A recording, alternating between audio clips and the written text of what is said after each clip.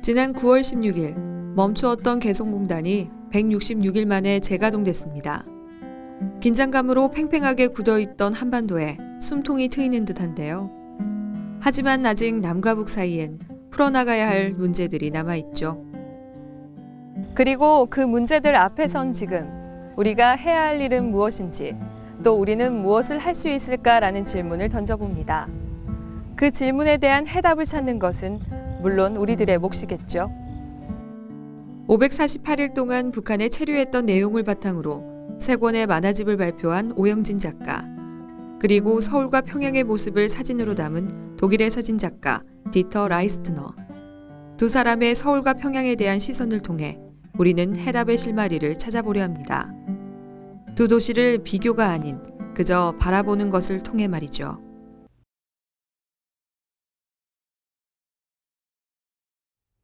한민족이라는 단어에는 수천 년을 함께 해온 역사와 함께 정서, 바로 정이라는 의미 또한 담겨져 있습니다. 그렇다면 그 한민족에서 우리는 우리가 나아가야 할 길과 수많은 문제에 대한 해답의 실마리를 찾을 수 있지 않을까요? 그 출발점 중 하나는 바로 서로에 대한 이해와 공감일 텐데요. 오영진 만화가는 자신의 작품을 통해 북한의 모습을 보여줌으로써 한 걸음 더 남과 북이 가까이 다가서게 합니다. 작가는 북한에서 548일간 생활했던 이야기를 남쪽 손님과 빗장 열기라는 제목의 만화로 출간했습니다. 보통 시민을 자처하는 그는 만화 제목을 보통 시민 오 씨의 548일 북한 체류기라고 붙였는데요. 작가의 이러한 자평에 반문하듯 출간 당시 언론에서는 이 만화책과 작가에게 꽤 많은 관심을 보였습니다. 하지만 그는 자신이 결코 특별하지 않다고 말합니다. 전혀 특별하지 않습니다. 우리가 사실 몰라서 그렇죠. 문화 교류니 경제 교류니 그 교류들이 상당히 많이 됐었어요. 그러니까 중요한 건 그거 같아요. 얼마나 많이 왔다 갔느냐가 중요한 게 아니라 거기 가서 무엇을 보고 무엇을 느끼고 왔느냐, 그게 중요한 것 같아요. 그럼 보통 시민인 그가 1년 6개월에 달하는 긴 시간 동안 어떻게 북한에 머물 수 있었을까요? 이유는 바로 그가 만화가인 동시에 평범한 월급쟁이였기 때문입니다. 소위 말하는 투잡을 가진 덕분이었죠. 1994년 그 북미 제네바 합의 이후에 그 북한에 경수로를 제공하게 되었어요. 그래가지고 그 한반도 에너지기구, 그러니까 캐도의 주 계약자가 바로 한국전력이에요. 제가 그 한국전력의 직원이었고 그 당시에 그 건설 업무를 담당하고 있었어요. 그래가지고 언젠가는 한번 북한을 한번 가보고 싶은 생각도 있었는데 마침 그 지원자를 뽑는다고 그러길래 제가 이렇게 손을 들었죠. 근데 집사람은 지금도 파견으로 간 줄 알아요. 지원이 아니고. 예술가로서가 아닌 직장인으로 북한에서 근무한 시간들은 어땠을까요? 남쪽 손님인 주인공 오공식이 만난 함경남도 신포 사람들과 548일을 어떻게 보냈고 그들의 생활 풍경은 어떤지 생활 밀착형 만화를 통해 이야기를 들어보죠. 작가의 북한 근무지는 함경남도에 위치한 신포인데요. 그곳 풍경에서 작가는 어린 시절 향수와 함께 보이지 않는 낯선 기분을 느끼게 됩니다. 북경을 거쳐가지고 평양을 거쳐서 함흥을 거쳐서 신포로 들어갔거든요. 그러니까 이 루트를 따라서 가다 보니까 왠지 내가 그 과거로 돌아가는 듯한 느낌을 많이 받았어요. 제 초등학교 때 그런 그 시골 풍경이 나타나는 거예요. 신포를 가니까. 그렇게 이제 어린 시절의 느낌이 나고, 그다음에 그 주변에 그 사람들이 생활하는 모습들이 우리가 어렸을 때 보던 막 달구지도 지나다니고, 그러니까 막 뛰어가서 타고 싶기도 하고. 그런데 이제 조금 지나다 보니까 왠지 동네가 너무 조용한 거예요. 이상하리만큼. 원래 시골에서도 그러잖아요. 왁자지껄 하고 술도 먹고 주정도 부리고 막 이런 게 있어야 되는데 동네가 너무 조용해요. 이상하다 싶으면은 남쪽 사람들이 옆에 가면은 또 하듯이 쓰던 말도 또 안 해버리시고, 그다음에 장마당 같은 경우 것도 그 뭐 숲속에서 잠깐 열었다 쏙 없어지고. 그러니까 있어 보니까 너무 좀 뭔가 보이지 않는 뭔가에 의해서 통제를 받는구나 하는 느낌을 받았어요. 눈으로 직접 본 함흥의 모습에서 작가는 교과서에서 배운 화려한 제1의 공업도시와는 다른 북한의 또 다른 현실을 봤습니다.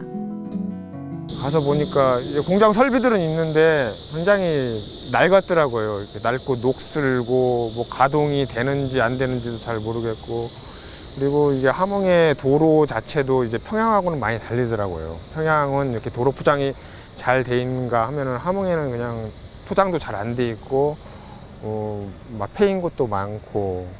그러니까 제2도시라는데 저는 사실 울산 정도를 생각했었는데 그거에는 많이 못 미치는 것 같았고.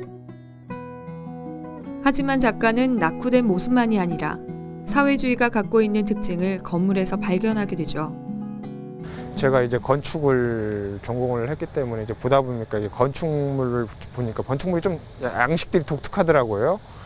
그래가지고 이걸 나중에 이제 알아봤는데 이게 이제 그 한국전쟁 직후에 이제 재건을 하면서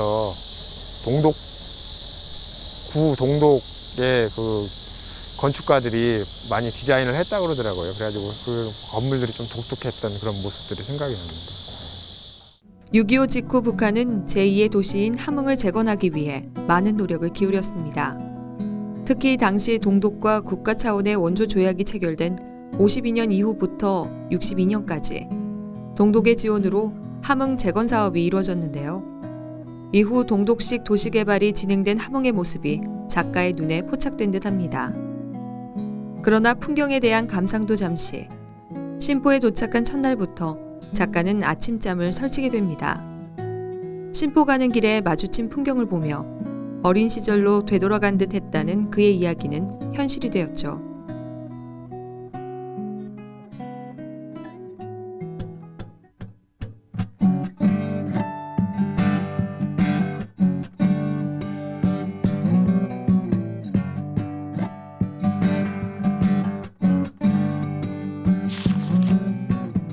어딘가 나만의 새마을운동 때의 모습이 겹쳐지지 않나요? 하지만 현장에서 북한 근로자들과의 작업은 만만치가 않습니다. 그야말로 체제가 가져온 생각의 차이에서 비롯된 다른 행동의 결과죠.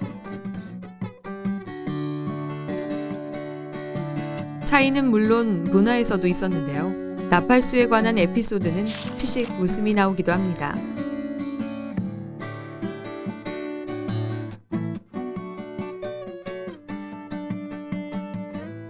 어느새 위아래를 따지며 호칭을 문제 삼는 걸로 싸움이 번지는 것은 남이나 북이나 똑같아 보입니다.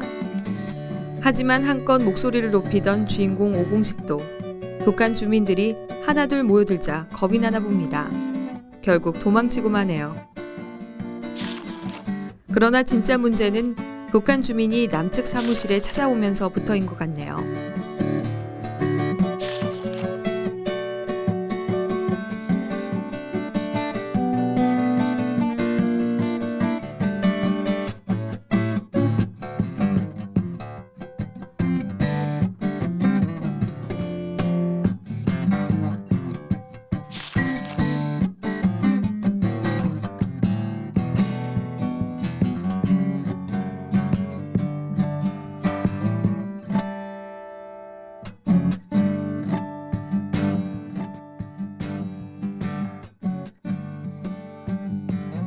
북측 근로자가 던진 총폭탄이라는 말에 주인공 오공식은 당황하고 맙니다. 당황스러움은 아마도 정확히 말의 의미를 알 수 없음에도 상대의 격양된 감정이 그대로 전해졌기 때문이겠죠. 나팔수라는 것은 이제 북한 말로 빵빵하는 크락션이에요. 크락션인데 이제 한 북측의 그 근로자가 길 가운데로 걸어가고 있길래 제가 비키라는 의미에서 크락션을 울렸는데 그거에 대해서 이제 자기를 무시했다고 해서 저희 사무실로 찾아와서 항의를 했던 사건인데, 거기서 이제 항의를 하면서 총폭탄이 되겠다 그러는 거예요. 처음에 들었을 때는 굉장히 웃겼어요. 총폭탄이 뭔데? 근데 한편 얼핏 드는 생각이 우리가 예전에 전쟁 영화 같은 데 보면은 이게 탱크가 달려오는데 폭탄을 들고 그게 육탄전으로 뛰어드는 그 병사 그런 이미지가 떠오르더라고요. 그래가지고 이제 대화를 하다 보니까 그 총폭탄의 이미지가 그런 뜻 같아요. 내가 너 오늘 가만두지 않겠다. 박살내버리겠다. 이런 뜻이었더라고요. 그래가지고 그 말을 듣는 순간 그 말을 이해하고 밤에 무서워가지고 저희 룸메이트랑 같이 문단속 잘하고 그냥 덜덜 떨었어요. 진짜 혹시나 진짜 달려오지 않을까 해가지고. 하지만 서로가 반감만 느낀 건 아닙니다. 운전에 대해 북한 주민들은 호기심을 보였다고 하는데요. 그들의 생활상이 엿보이죠. 이제 북한에서는 차량 자체가 많지를 않기 때문에 운전을 한다는 것은 그 특별한 기술이에요. 아주 저희 현장에서도 저희들이 차를 몰고 가면은 저희는 다 운전하잖아요. 운전하면 아니 동무도 저기 운전을 할 줄 아십니까? 그러면서 그냥 다 깜짝 놀래요. 운전을 한다는 기술 때문에 그 수입도 많고 그래가지고 북한 여성들이 그 신랑감으로 좋아하는 그 신랑감 후보인데요. 북한에서 운전은 진짜 특별한 기술이고 또 그의 운전 못지않게 그분들은 저기 차량 정비도 하실 줄 알아요. 우리네와 다를 것 없는 아이들의 모습에선 반갑기만 합니다. 하지만 그 마음이 채 닿기도 전에 아이들은 마음의 문을 닫아버리네요. 오랫동안 서로 다른 문화 속에서 살아왔기에 묻고 싶은 것도 많지만 안부를 묻는 것조차 쉽지 않습니다. 사실 처음에 가면은 거부감을 느껴요. 왜냐면 그 주민들이 하는 정치적인 수사 때문에 그 말에다 항상 그런 것을 수사를 붙이기 때문에 거부감을 느끼고 그러는데 그런 것을 제외하고는 이제 그 사람들을 보면은 사람들이 그냥 우리 동네 아저씨 아줌마예요. 형 누나고. 저는 이제 그러니까 거기서도 이렇게 말을 많이 하고 다녔는데 말을 하다 보니까 이제 그 사람들의 이제 그 사람 사는 모습이 조금씩 보여지기 시작하는 거예요. 소소한 일상조차 서로가 궁금해하는 것은 작은 것이라도 공유하고 싶은 마음 때문이겠죠. 어쩌면 우리가 한민족임을 확인하고 싶어하는 마음에서 비롯된 보이지 않는 노력일지 모릅니다.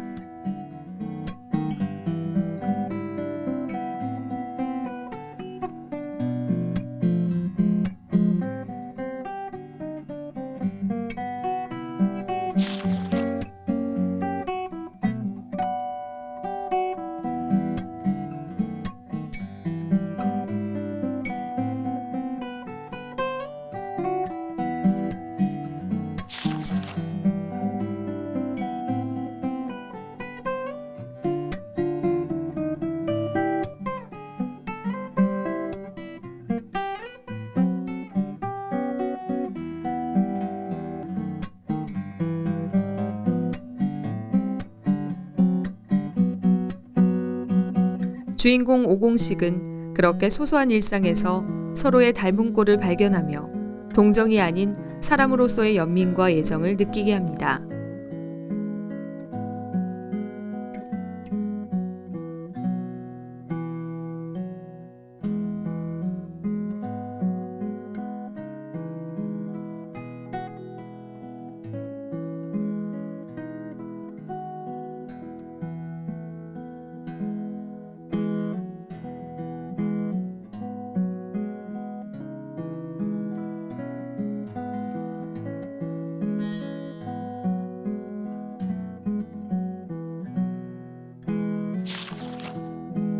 그리고 서로에게 정이 쌓일수록 남북 모두가 느끼는 쓸쓸한 마음이 안타까울 뿐이죠.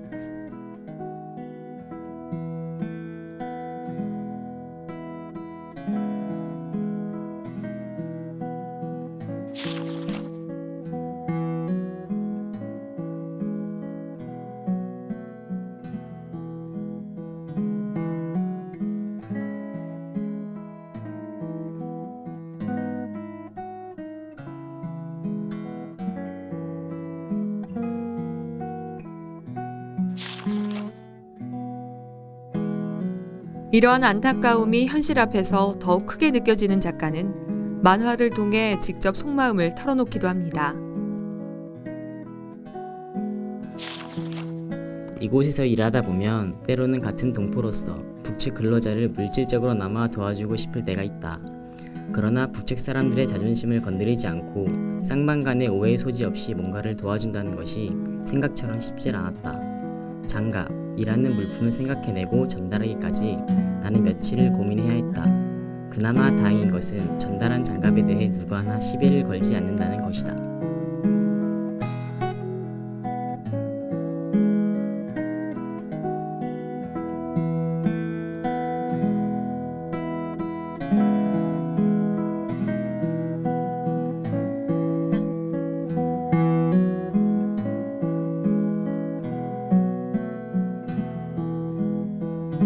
함께 같은 길을 걸어가면서 말 한마디 건네지 못하고 별것 아닌 것조차 함께 할 수 없다는 것에 작가는 회의마저 느끼게 됩니다.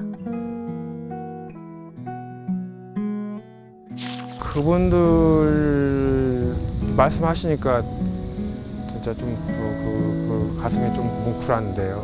참 길을 걷는데 그 애를 얻고 짐을 들고 가는데 참 진짜 제가 태워주고 싶은데 못 태워줘야 되는 그 상황 그것들을 가서 봤는데 이제 제가 거기서 이제 북한에 있으면서 이제 그런 분들을 접하면서 오히려 이제 북한 사회에 대해서 이제 관심을 가지게 된 거예요.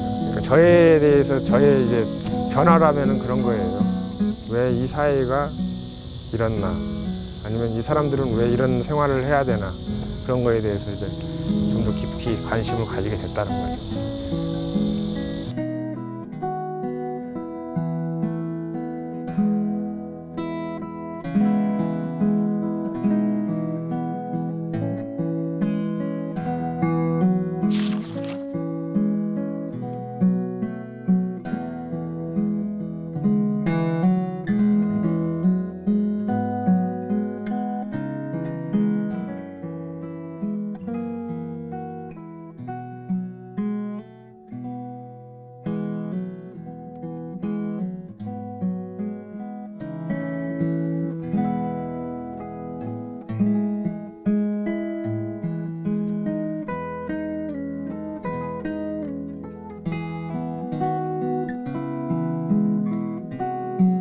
원치 않는 현실이 서로를 더욱 멀게만 느껴지게 합니다. 입고 있는 옷만 다를 뿐 작은 것에서 행복을 느끼는 건 남이나 북이나 모두 마찬가지인데 말이죠. 그래서 더욱 분단의 현실이 못내 속상하고 스스로에게 반문하게 됩니다. 그리고 그들과의 생활에서 웃음이 퍼질수록 아픈 현실은 더욱 크게 다가오고요.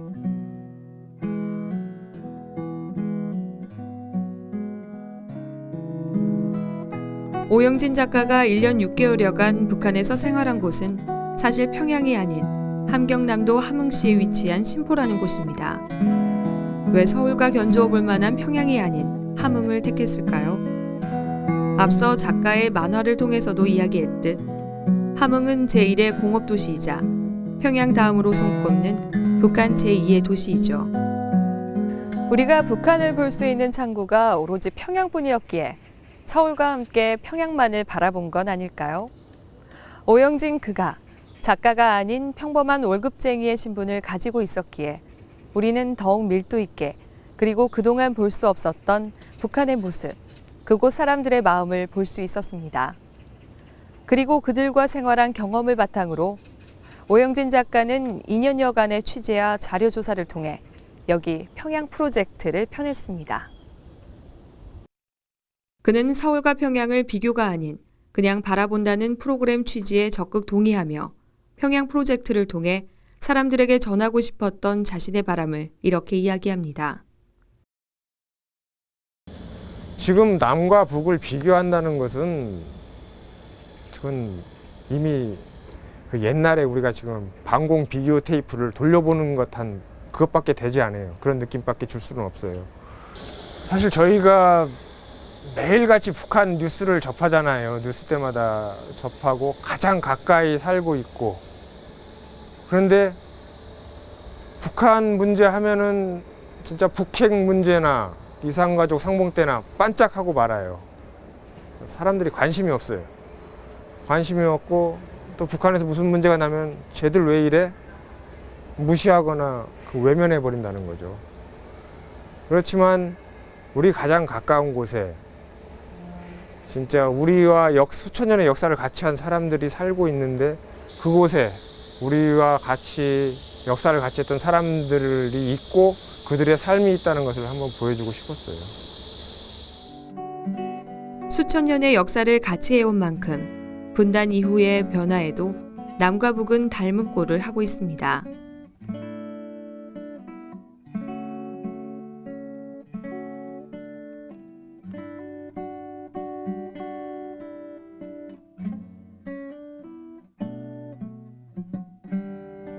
가장에 대한 존재감마저 우리와 다를 것 없는 모습에 웃음과 함께 쓸쓸함도 느껴지고요. 이에 대해 작가는 직접적으로 꼬집어 말하기도 합니다. 다르면서도 닮았어요. 우리 남과 북이. 그러니까 제가 생각해 보면은 그 못된 것은 주로 닮는 것 같아요. 북한에서 가부장적이고, 그다음에 입시에 그 애들 몰아세우는 거나 이런 못된 것들은 꼭 닮더라고요. 못난 모습이라도 닮았다는 것을 위안으로 삼은 현실을 안타깝게 바라보는 마음과 하나 되길 바라는 간절함은 결코 그만이 느끼는 감정은 아닐 겁니다. 모래먼지 날리는 공사 현장에서 난 그들과 주로 싸우는 악역을 담당했고 레미콘 배차 시간이 길어질 양이면 볕을 피해 그늘막에 쭈그리고 앉아 담배 한 개 비에 농담을 겸연짓게 웃어댔다. 그때 그들에게서 아직 때묻지 않은 순수함과 소박함을 보았다. 체제나 이념에 앞서 난 이 만화에서 사람을 그리고 싶었다.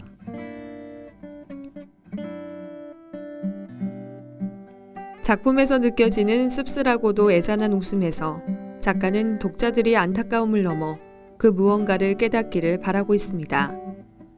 비극적인 분단의 역사로 인한 현실을 직시하기를 말이죠.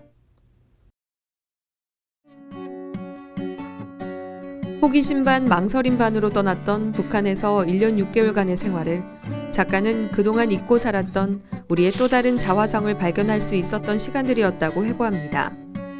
그리고 다시 한번 웃음으로 자신의 바람을 이야기합니다.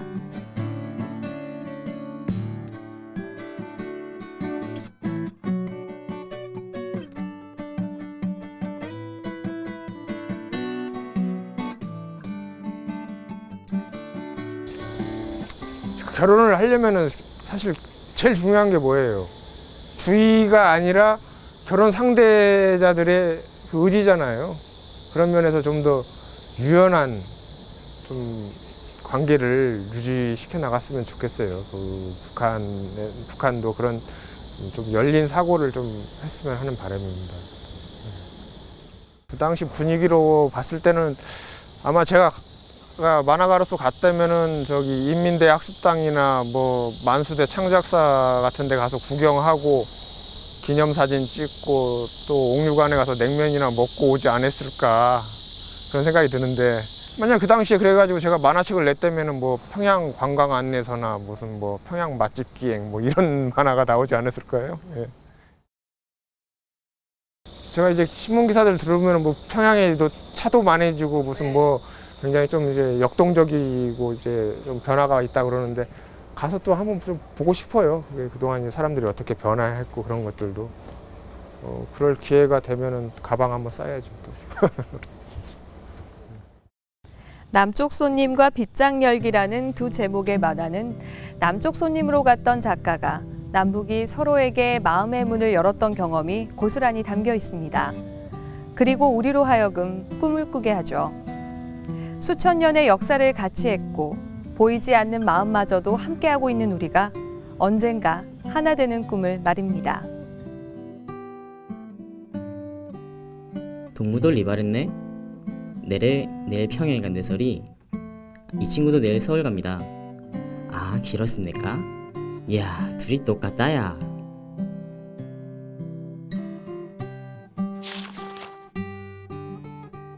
그래, 똑같다. 더하고 뺄 것도 없이 우린 동시대를 살아가는 똑같은 사람들인 것이다. 근데 동무, 이 머리 모양새가 지금 평양에서 유행하는 것이 맞나요? 글쎄, 나도 지금 옷 가본 지가 오래되나서 지금 어떤 머리 모양새 유행인지 모르겠습니다.